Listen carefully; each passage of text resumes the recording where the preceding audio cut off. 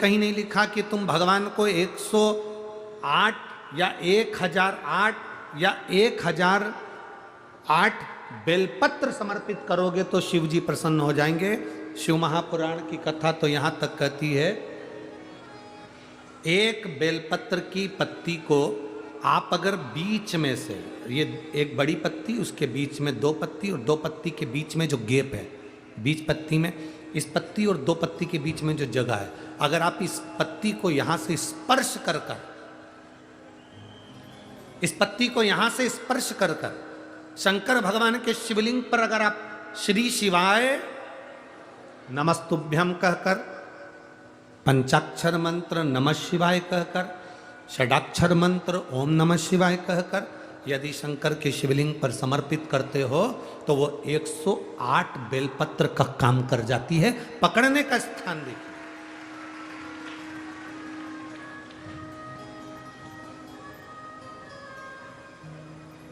ये स्थान की बड़ी मूलता है, जो थोड़ा सा समझेंगे अपन, थोड़ा ध्यान देंगे तो ये जो स्थान है ये बड़ा मूल माना गया है। बेलपत्री की बड़ी पत्ती, नीचे की दो पत्ती, उसके बीच में जो खाली डंडी जो दिख रही है, इसको अगर पकड़कर बेलपत्र समर्पित कर रहे हैं तो 108 बेलपत्र के बराबर हमें फल प्राप्त हो रहा, 108 बेलपत्र के। और समझिएगा, मान लो आपके पास में ना पीला चंदन है, ना लाल चंदन है, ना अक्षत है, ना पुष्प है, ना कोई सामग्री है, ना दिया है लगाने के लिए। शंकर जी के मंदिर में लोटा भर के जल लेकर गए हो, आज तुम्हारे पास में हो सकता है जल भी नहीं है, लोटा भी नहीं है, तो जिस शंकर जी का दर्शन करने गए हो उन्हीं की बेलपत्र को उठाओ और बेलपत्र को उठाने के बाद पहले अपने हथेली पर रखो, अपना हाथ रखकर बाबा से प्रार्थना कर कर बेलपत्री की मध्य पत्री, आगे वाली पत्ती को पकड़कर अगर वो बेलपत्र हम शिव जी को समर्पित करते हैं तो हमारा पीला चंदन, लाल चंदन, दिया सब बाबा को समर्पित हो जाता है, उस बेलपत्री मिल जाती है। एक बेलपत्री का सुख हमारे जीवन का एक आनंद दे देता है।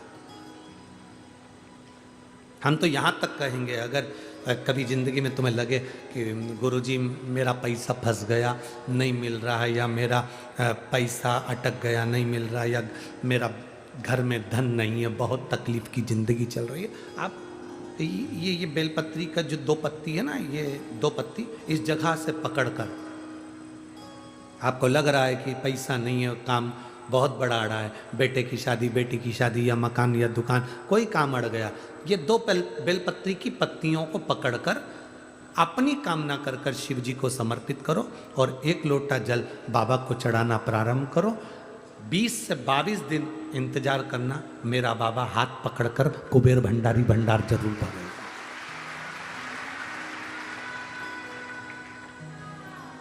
दो पत्ती को पकड़कर, लोग कहते हैं ब्रह्मा विष्णु महेश हैं बेलपत्री में,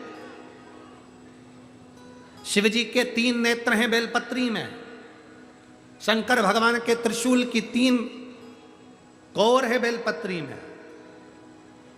हम कहते हैं अभी थोड़ा आप स्मरण करेंगे, अगर आप शिव महापुराण को अच्छे से पढ़ेंगे तो आपको ज्ञात होगा, कुबेर को धन देने वाले कौन है? बोलते जाओ जरा जमकर, कुबेर भंडारी, कुबेरेश्वर महादेव, मतलब शिव शंकर कुबेर को धन देते हैं। जिस समय पर भगवान विष्णु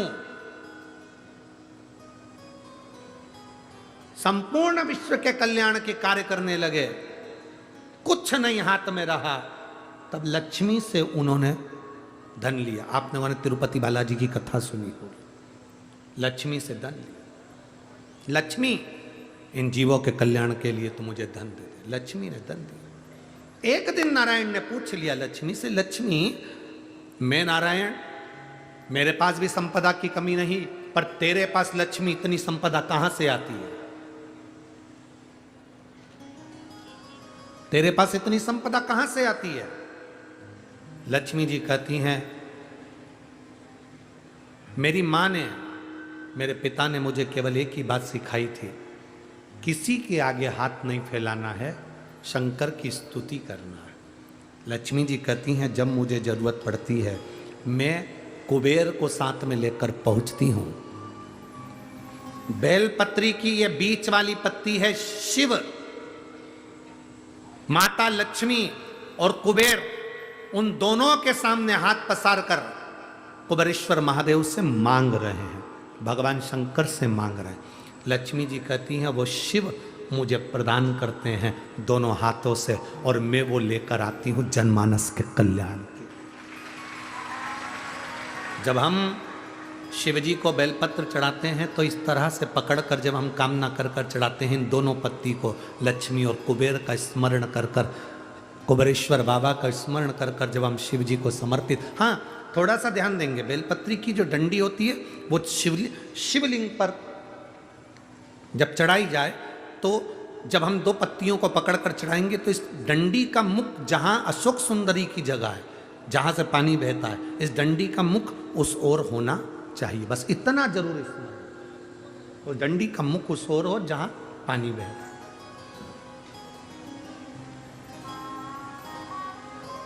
जिस जगह से जल बह रहा हुआ उस ओर।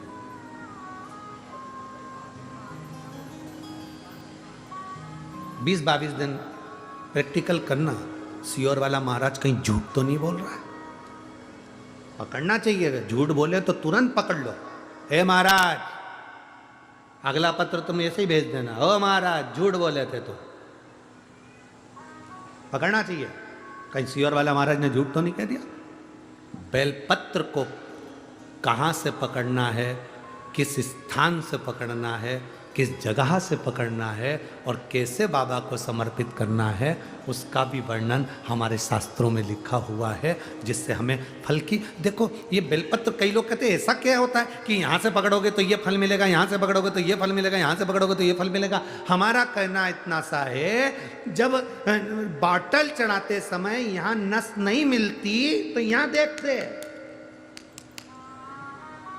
नस यहाँ नहीं मिलती तो यहाँ देखते, सुई बॉटल चढ़ रही है, नस ढूंढना है, यहां देखते हैं, फिर देखा कि यहां एक नस है, उसमें सुई चुभाई, बॉटल चालू करी, थोड़ी देर बाद ये नस फूलने लगी, हटा दिया, फिर इस हाथ में देखी गई, फिर पांव में देखी गई, अर्थात बॉटल चढ़ना। नस ढूंढो कि वो नस कौन सी है जहां पर हम पकड़कर बाबा को बेलपत्र चढ़ाएंगे तो हमारा भी जीवन का कल्याण हो जाए, वो नस पकड़ेंगे।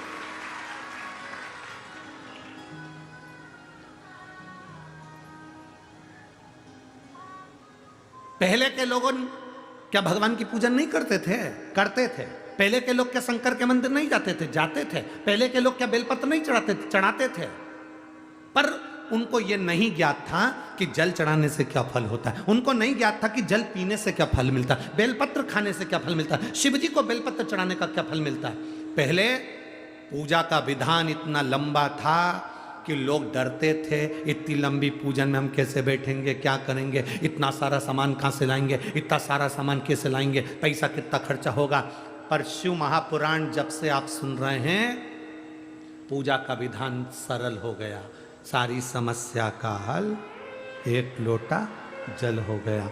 कोई ढोंग नहीं, कोई प्रपंच नहीं, कुछ मत लाओ, तुम तो दिल से बाबा के पास जाओ और पुकारो। उसके मिलने से ज़्यादा जरूरी है उसको पुकारना। पुकारेंगे वो आएगा, निश्चित है। पुकारो। बच्चा खेल रहा है, माँ उसको दूध नहीं पिलाएगी, बच्चे ने पुकारा, रोया, माँ उसको दूध पिलाएगी। बच्चा खेल रहा है, माँ उसको गोदी में नहीं उठाएगी, बच्चा रोया, पुकारा, माँ उसको गोदी में उठाएगी।